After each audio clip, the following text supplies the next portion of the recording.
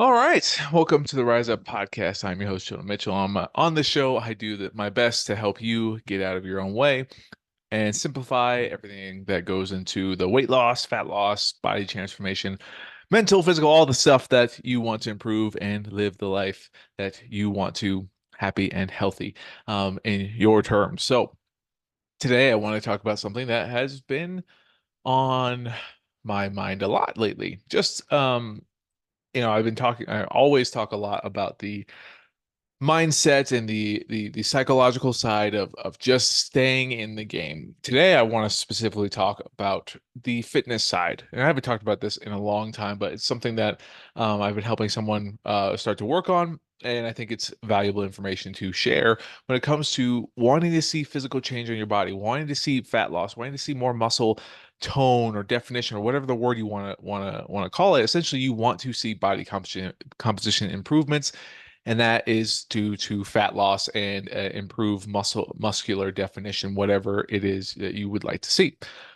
Um, and something that I struggled with for a long time was not understanding the mechanisms or the reasons why or how to see change. And when you don't understand how to see change or the mechanisms, you can end up feel like you're doing a lot of work and not really getting uh, much back for it. So I want to kind of shed some light on it, something that's helped me understand how to track progress, how to know I'm on the right path, even though it may take a little bit longer than I anticipate, and something that I love helping people do. So um, let's talk about the reasons, or not the reasons, the mechanisms first. So you ultimately see, after we have the mechanisms, then we can talk about the means at which that you can utilize in your own day-to-day, in your own training, to elicit the changes that you want to see on your body, and then the frequency and all that fun stuff. So start with the how, or start with the why, then the how. Excuse me. So our body is a very, very awesome machine. It adapts to anything that we tell it to do. Um, and building muscle, shedding body fat, improving body composition, is a stress response, is an adaptation. And in order to create an adaptation, there needs to be a certain stress. I haven't talked about this in a while, but I love cortisol. It's my favorite hormone. It's the stress, it's essentially the hormone that elicits change. So our body uh, is this adaptable mechanism is primarily driven through our central nervous system. It takes in the inputs that we're experiencing, and it then relays that through hormones, through the things that we consume. It says, "Hey, this is the stimulus that we're experiencing. We are not strong enough. We are burning more fuel than we have available, and this is what it sends signals to the body in order to elicit the change, to adapt to the stimulus. All right, those stressors that we experience are the stimulus that our body needs to respond to. Exercise is a stress. Everything's a stress in a way. But to see the change that you want to see, you need to give your body a little bit of stress in order to elicit the change that you want. All right. So there's many, there's a lot of different ways that people talk about training. But ideally, when people want to see body composition improvements, they want to see more fat loss, all that stuff. Usually strength training elicits those changes more often. And then there's a lot of um, things out there that says low weight, high reps, um, tones muscle, and high weight, low reps builds muscle. Essentially, that is a myth. All forms of strength training, resistance training, doesn't just have to be weights. Just utilizing your own body weight resistance. Any resistance that goes against gravity is resistance training and sends a strengthening signal to your body. All right. So essentially, if you are wanting to see fat loss, improving your body composition, and this is specifically going to be about resistance training. If you have a good amount of weight to lose, 50 pounds plus, you can still do this, right? But I would also encourage you to sprinkle in cardio here and there, because that's usually how you elicit the best results when weight loss is the primary goal. And then as you lose the weight, you can come and if you want to improve your body composition, how your body looks, then you can come back and utilize this. But I'm covering all bases as usual. So the myth about low weights, high reps, and high weight, low reps, all forms of resistance do build muscle in some way. Now, when we're trying to see the change, we need to understand that the change that we want to see has to exceed the current capacity that we have. And what that means is essentially intensity is very important when we're trying to see fat loss and improved muscle definition. Intensity is very, very, very important. This doesn't mean I'm not specifically talking about HIIT training, where high intense interval training, where you're constantly burning and you're constantly moving and constantly burning calories. It's a very, very difficult form of exercise. I mean, an intensity in your workouts that tells your body the current musculature that you have does not meet the demands that you are asking of it. And this is not me telling you that you have to like really push your body to the brinks to see change. Just need a little bit. Just need a little bit of that extra oomph, of that extra challenge that gets your body to say, "Cool, that stress was hard to complete.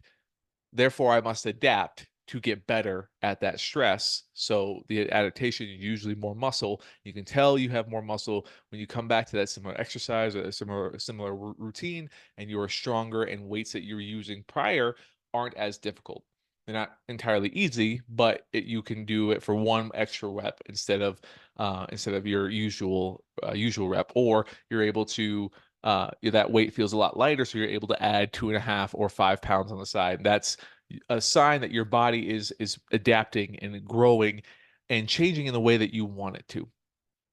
Building muscle. So building muscle, there's a lot of people that are like, I don't want to get too big, I don't want to get too bulky. Getting bulky is very, very difficult. It's a lot harder than you think. Like if everyone just touched the weight and you just built mass, it would it I mean a lot more people would be doing it. But like this is like you don't only have to do that. You don't only have to have that intensity. You have to have that volume. You have to be in a surplus. Like getting bulky, quote unquote, is a challenging thing, right? So when you do build muscle, it actually takes up less space than body fat does. And how I try to show this to people is if you make a fist, and this is general general comparisons. They're not exactly one to one, but it's a good way to visualize it. So if you make a fist with your hand, that's generally what 1 pound of muscle can look like. Now, if you're watching this on the video on YouTube or on Spotify, and if you take your hands and you open them, palms facing you, and you put your hands together, palms facing you, pinky to pinky. Oh, I gotta hold the microphone and talk. Palms flat or palms facing you, pinky to pinky, and hands are together. That's generally the size of 1 pound of fat. And when you build muscle, it essentially takes up less space. And the more muscle you have on your frame, the more calories your body burns at rest, the better your chances are of creating a calorie deficit without you necessarily having to work like incredibly all that hard, which would take that 1 pound or those pounds of muscles or pounds of fat and begin reducing them over time. So when you build muscle, you actually become a smaller person in a lot of ways. That's what I'm trying to get at. All right. So when we're trying to list these changes and we're trying to see that muscle definition, there's many more benefits than just looking better. It's like there's fat loss properties, there's size loss, there's size loss to building muscle. And so when we are creating these changes, when we're sending these signals to our body, we're eliciting intensity to change. That's what's going on in those processes. Now, food, nutrition plays a big part in all this, but the signal is very important. The signal tells your body what to do. The nutrition utilizes the signals and then distributes the nutrients to where the demand is needed. And we're not going to get too in depth of that. We'll get to that. We'll get a little bit into nutrition today, but really just want you to understand the mechanism. So essentially, to elicit the change that we want to see, we need to provide stress We need to provide that stress consistently, and we need to have an intensity that tells our body that it needs to adapt to the stress so that we can build more muscle tissue, which is what sees in body composition improvements, which is what increases your metabolic rate, which could help with fat loss in the long run, and ultimately give you a body composition that you're proud of. And building muscle can be challenging, but once you have it, it's so much easier to sustain. Like building muscle takes a lot of patience and consistency. And sustaining muscle, you don't have to be as diligent as you were when you were in the process of it. So, and this is where muscle memory comes into play, but I'm going to go down a different rabbit hole. So, wanting to understand that, all right? So now one more thing before we go into the how and talking about like the best like workout splits to elicit the changes. Um, there's three different ways our body uses energy. And I want you to understand this last part or this part because this is what's going to help you understand the frequency of your training and why it's important and why the volume or why the sets and the reps are important to understand. All right. So there's three energy systems our body uses. You don't have to remember this stuff, but I just want you to get, like I always say, I want you to understand the why so that the how could ultimately come together. So the three energy systems are dependent on the duration of exercise that you're using. So the first energy system, this is your fast twitch muscle fibers. This is where you're the most explosive and you're strongest a lot of time. Um, this energy system lasts about 10 seconds. So an exercise that you can complete within 10 seconds, you're using that first muscle system, which is the ATP PC system, right?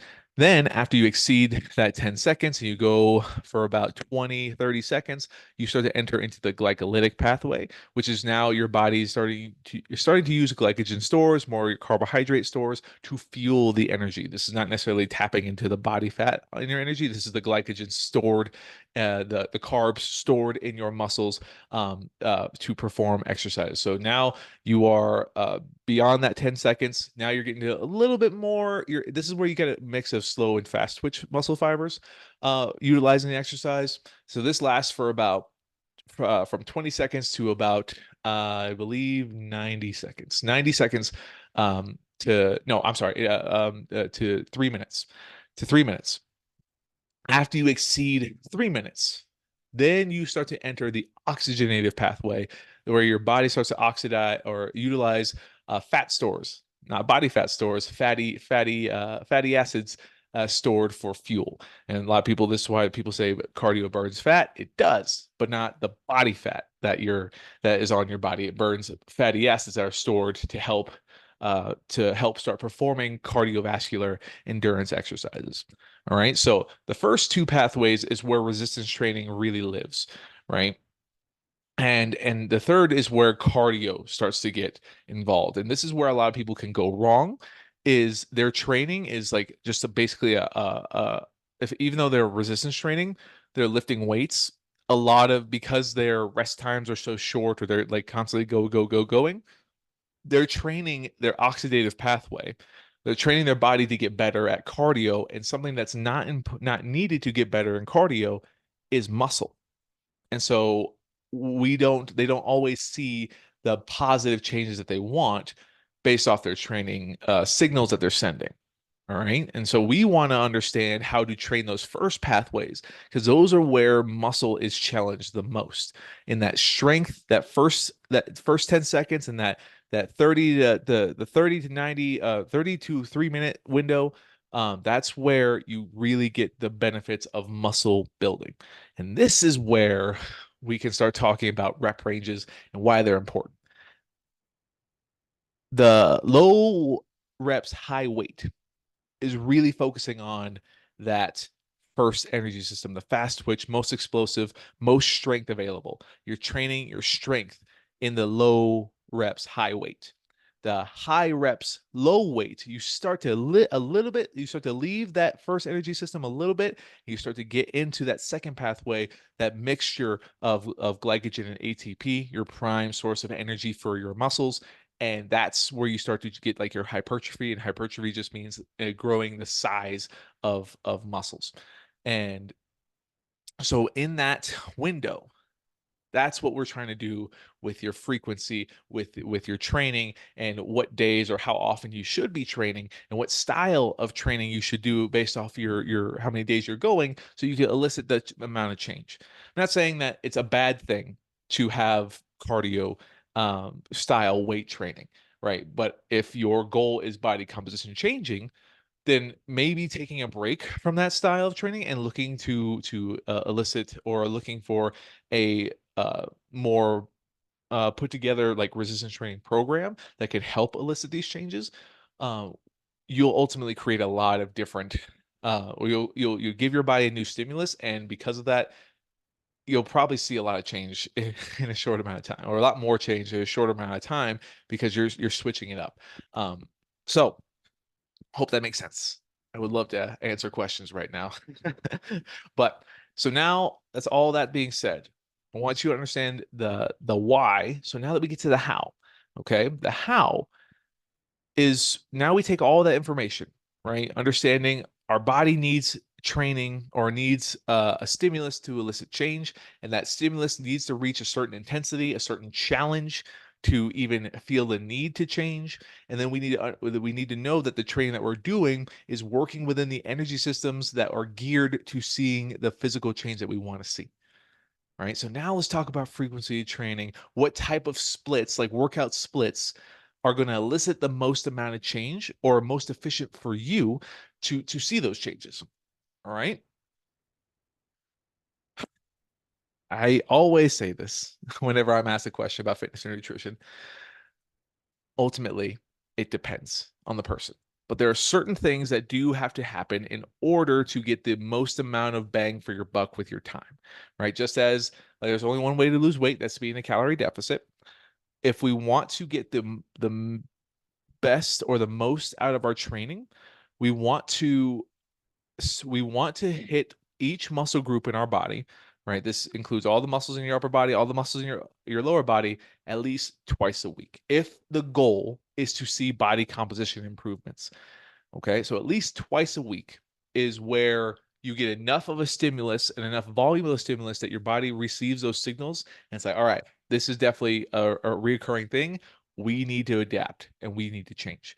So if we're following those first principles, where we're giving our body the stimulus, and it's at an appropriate intensity, and we're doing that intensity for that muscle group, for each muscle group, at least twice a week, we're checking off all the boxes. We're doing enough to create the change that we want to see.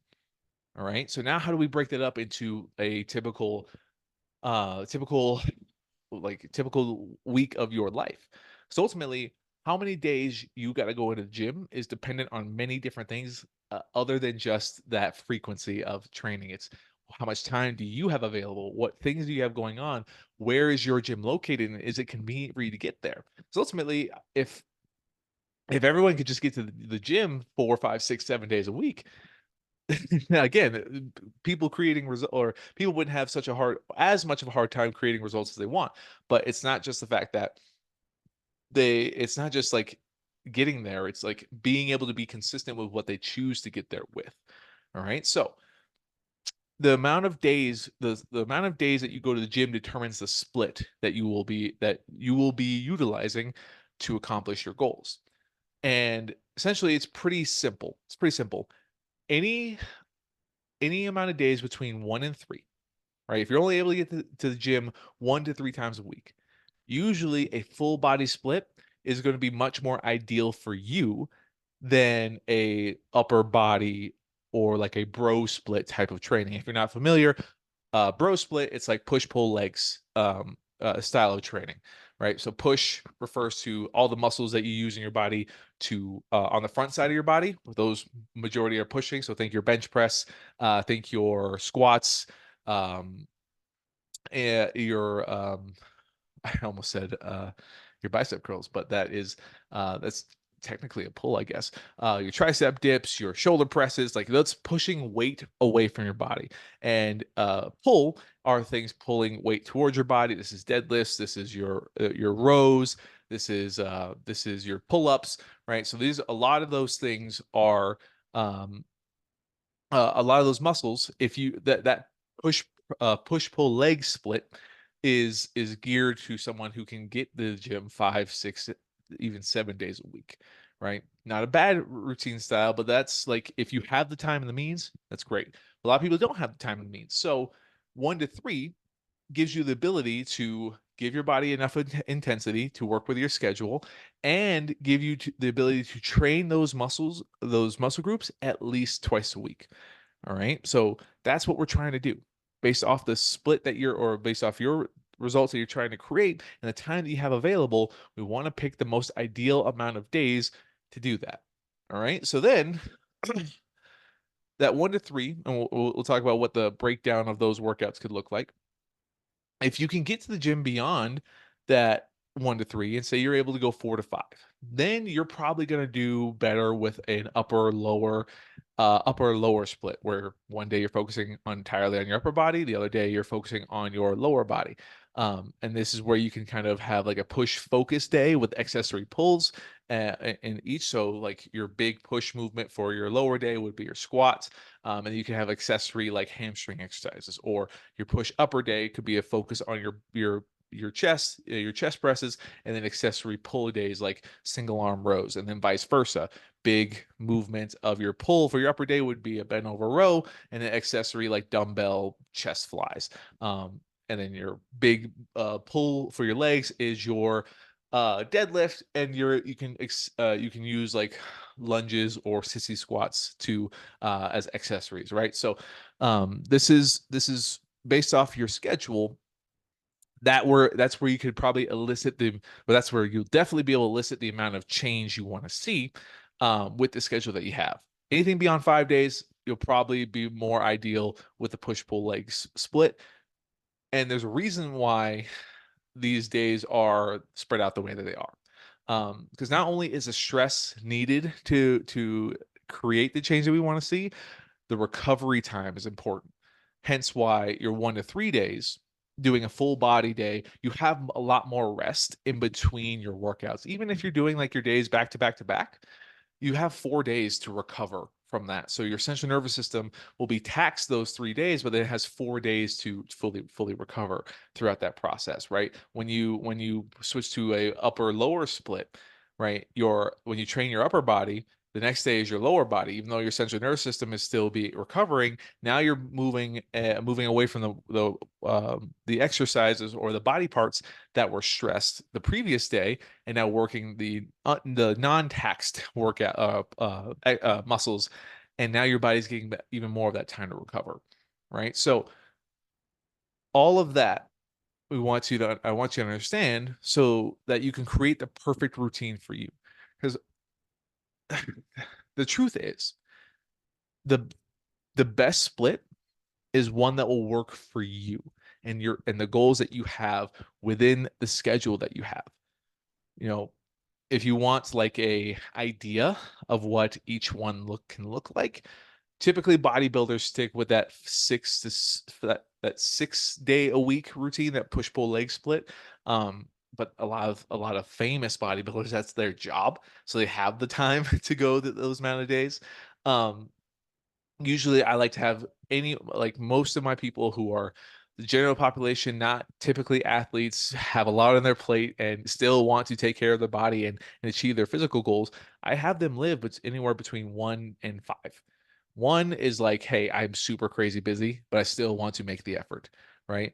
And 5 is not like saying that someone's better, but like if they have the means to work that in, then great. I want to support them. So ultimately, all can be very effective. And now, because of this, right, I want you understanding where this fits in yours. All of these have to follow the principles of intensity, right? And here's the one. Now, this is the last bit. The last bit I want you to know that will ultimately allow you to understand what split is going to work for you and how to create the best results possible. So now you understand the mechanisms, the why, you see the how, like how it fits in your schedule. Now we need to put the how and the why together. And this is built off of something called progressive overload. All right, how we elicit that intensity to tell our body that change is needed, change is necessary to see the physical improvements, the fat loss, the more muscle definition in our body. Progressive overload is how you can measure if what you're doing, if you're progressing in the way that you want to do, in the way that you want to go, right? So typically, we want to be following some sort of program. Um, and I highly recommend people follow MAPS programs from a company called Mind Pump. I haven't talked about them in a while, but just look up MAPS fitness progress on Google, and you'll get like really, really awesome programming that's laid out how many days, what the workouts, what exercise you should be doing, and especially the sets and the reps. Because ultimately, when you see a layout, you can see, oh, this rep range is focused on one to four reps. Cool. So that's that strength process, right? So now you know when it comes to progressive overload, if I stay in this window 3 to 6 weeks of training of a cycle of where my sets are, 3 to 6 and 1 to 4 reps. If it's not a lot of reps, the change that we're trying to elicit comes from the weight. And we want to find a weight that is challenging enough in that rep range. So if it's 1 to 4 rep range, say you're doing a deadlift and you have 135, which is a 45 on each side of a barbell, and you do 4 reps and you don't even break a sweat, that's a sign that says, hey, you are not creating enough intensity for your body to want to change. And that's where a lot of people go wrong is they lift weights, which is important. Like resistance training in any level is very, very important. But if improved body composition is really, really the goal, if we're not really ever challenging ourselves, where we're putting ourselves in some form of discomfort safely, I'm not asking anyone here to push themselves beyond their limits and like cause an injury. That's not the goal here. But the goal is to be honest and say, all right, that was easy.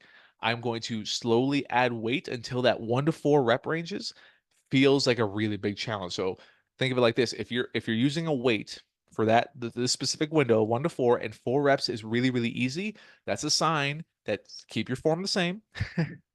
Or have someone monitor your form and slowly add weight until getting to 4 is hard. So I want you to ultimately think of like on a scale of 1 to 10 to elicit progressive overload, essentially that stimulus, that stress that's just enough for our body to say it's time to change and adapt. We want on a scale of 1 to 10 the challenge rating for a specific exercise to be in that 7, 8, sometimes 9 range, right? Because 10 is like, holy crap, I don't know if I'm going to stand up with this. And I only usually recommend that for people who are pretty seasoned lifters, who know their limits. And usually I like to say 7 to 9 because that's like where you can get that like, holy crap, that was difficult, but I was able to stand up with it, or I was able to complete the rep, and I'm able to rack it safely. Because when we live there, that's where you're challenging your central nervous system enough to say that our current capacity is being exceeded, and in order to get better at that stress, we need to adapt. We need to create more muscle. And when we have more muscle, like I was saying earlier, we this is where we see those body composition improvements, and this is where we see how that we start to feel the changes in our body. But that progressive overload needs that stimulus, needs that level of intensity, right? So that's your focus for 3 to 6 weeks, right? Then you move that 1 to 4 rep range is your focus for like 3 to 6 weeks. Then to keep the changes going, we want to move away from the same stimulus, because after a while, our body adapts enough to a stress where that stimulus is no longer as potent. Doesn't mean that you can't see physical changes, or physical improvements. Like for example, I was doing the same strength block for 3 months. Um, I just recently switched out of it, and I was doing 1 to 4 reps for the last 3 months. And I was able to, well, one mainly because I was the first part of that, I wasn't necessarily focusing on weight. I was focusing on depth. I was focusing on control. I was focusing on holding positions, things I've never really focused on, because I wanted to feel better. I wanted to feel a lot less pain. And because I did that, I stuck with it. Slowly started to feel better. I started to add weight back to the bar, where I was able to start pushing weight and reps, and I felt strong like I haven't been able to in a long time, with the added benefit of not feeling as much pain as I used to pushing certain weights and reps. But I stuck with it for 3 months, and a lot of people will be, "Oh my God, that's so boring." I don't recommend people like that's a 12-week cycle. I don't recommend that a lot for a lot of people. So like a 3-week cycle, you can still create a lot of change where you get used to the movements, you start adding weight, you start realizing, okay, I feel comfortable here. This four reps is really hard. I'm like getting to 3, and that's where I'm like starting to struggle. And that's a good place to like be like, cool, I found a good sweet spot. Then your next 3 to 4 weeks, 3 to 6 weeks can bump up the reps. So you'll do like 3 sets of 8 to 12. And now the focus is no longer um necessarily on the weight. Now it's on the reps. And now if something that you were struggling to get 3 to 4 reps on, you're probably not going to be able to get that up to 8 reps. So it's the point of that phase is to bring the weight down now, because you're going to be challenging that second energy pathway, a new stimulus. But remember, both low weight, high reps, high weight, low reps will still build muscle. But we're just trying to not necessarily trick your body, but we're trying to keep your body fresh and those energy pathways fresh so that every energy system is being stressed with enough intensity to elicit the change that you want to see. And this is very important because this is how you can do different things in the gym and mix it up and not feel like you're always doing the same thing. We're not going to get into the specifics of exercise or of all the exercises because I'm already talking a lot in this episode. But this, I want to give you this is a very information heavy one, but listen to this a couple times and just review your own training style, your training modality, and just think, what am I doing? Am I doing exercise that is predominantly in that first energy pathway, the second energy pathway, or am I touching that third energy pathway? Right? Or can I start switching it up a little bit here and there? Or can I start going to the gym and focus on 1 to 3 days and start getting in the groove of this? Because I want you to just know what you're doing and know how to track it. Know how to acknowledge, hey, I'm making progress. I'm pushing myself enough. And the ultimate skill after all this after you understand this is to stay consistent and really, really stay patient. That's the hardest part to think. That's the hardest part to do is create patience in this whole process. But if you're doing this, if you're doing all these things, right, you're choosing weights that are appropriate for the rep range, you are living in that 7 to 10 in that 7 to 9 intensity scale on the 1 to 10 challenge rating, and you're sticking within a training block for 3 to 6 weeks. That is a good measure, and you're tracking your strength or you're tracking how you feel. All those are measures outside of just a scale, um, which is important, but it's just one part of the puzzle, um, on how to know if you're doing enough to see the change that you want. And the more you can understand why, the more you can just say, all right, be honest with myself. Have I been doing enough of the right stuff? Right? It's because it's good to just do something, right? I want everyone to do something, but once you are in the habit of doing something, I want you to know how to track progress. I want you to know if what you're doing is truly enough and not like a question of like, oh, it just needs to be better. And I use like this whole like I almost said narcissistic. Sometimes it's narcissistic, but like there's a lot of people that get in the stuck and like I'm never doing enough trap. I always have to be doing more, more, and more. I don't want you to always be doing more. I want you to ask yourself and be honest, am I doing enough for what I have allocated? And that's it. If you can do more, great. But like, are you doing enough of the right stuff? I don't want you to add a bunch of junk volume into your day to day. A bunch of junk volume, meaning a bunch of extra shit that's not eliciting a change.